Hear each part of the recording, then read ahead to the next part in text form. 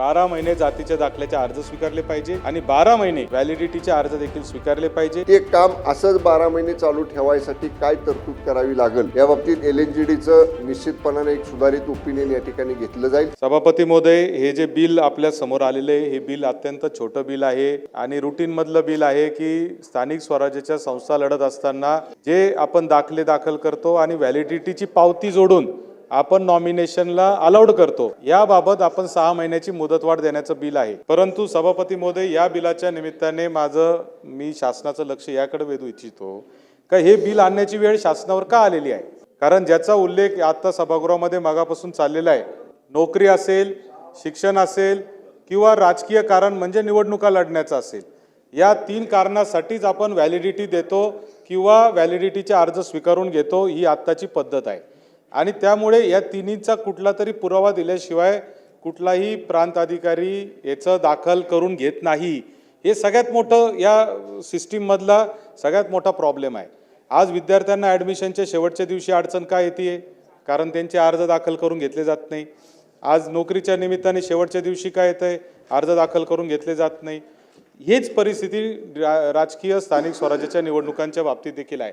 आणि म्हणून सभापती महोदय, हे बिल आणताना ही तात्पुरती मलमपट्टी करण्याचं काम शासनाच्या वतीने चाललेलं आहे। याला जर कायमस्वरूपी आपल्याला पर्याय द्यायचा असेल तर जातीचे दाखले आणि व्हॅलिडिटी हे सर्रास आपण ओपन करून टाकले पाहिजे। कोणी कधीही अर्ज करू शकला पाहिजे आणि त्याला जातीचा दाखला आणि व्हॅलिडिटी मिळाली पाहिजे, अशी तरतूद शासनाने केली पाहिजे, तरच खऱ्या अर्थाने याच्यावर आळा बसणार आहे।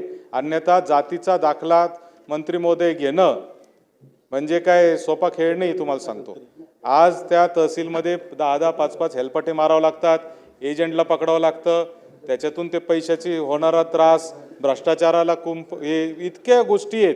या सगळ्या ज्या गोष्टी आहेत याला जर आळा बसवायचा असेल आणि हे बिल भविष्यात परत आणण्याची वेळ जर शासनाला आणायची नसेल, किंवा जसं तुम्ही आता इथं उल्लेख केला की आजपर्यंत मुदतवाढी सगळ्यांनीच मागितली होती आणि तशीच तुम्ही पण मागताय, मला असं वाटतं या मुदतवाढीची वेळ म्हणजे सगळेजण पत्र देतात, अमुक करतात, ही जर वेळ शासनावर जर परत येऊ द्यायची नसेल तर शासनाने एकच काम केलं पाहिजे की 12 महिने जातीचे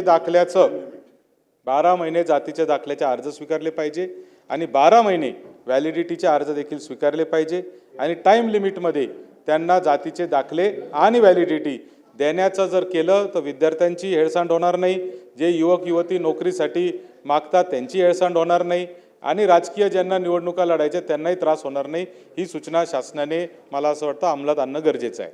सन्माननीय सभापती महोदय, सन 2014 विधान परिषद विधेयक क्रमांक 14 पूर्ण क्षमतेनं व्हॅलिडिटी समितीच्या सगळ्या सदस्यांची पदं ही वेळोवेळी भरली जात नाहीत। त्याचं कारण याला अर्धन्यायिक अधिकार हे त्या समितीला या ठिकाणी आपण कायद्यानं दिलेले आहेत। त्याचं कारणही असं आहे की बाबा त्याच्यावर कुणाच्या दबावामुळे एखाद्याची जात खऱ्याची खोटी आणि खोट्याची खरी होऊ नये, हा त्याच्या पाठीमागचा सरकारचा शुद्ध हेतू होता। पण सन्मान्य परब साहेब जसं म्हटले तसं याही सभागृहामध्ये आणि खालच्याही सभागृहामध्ये अनेक वेळा जात पडताळणी समित्यांच्या संदर्भातले आक्षेप, आरोप, तक्रारी अगदी जबाबदार सन्मान्य विधिमंडळ सदस्यांनी केलेले आहेत आणि त्याच्यात काही ठिकाणी तथ्य देखील आढळून आलेलं आहे। त्यामुळे या संदर्भामध्ये 2 गोष्टी मला स्पष्ट करायच्या आहेत की शैक्षणिक कामासाठी आणि नोकरीच्या कामासाठी ही आपण 12 महिने अशा पद्धतीचे दाखले देण्याची प्रक्रिया ऑनगोईंग चालू ठेवलेली आहे।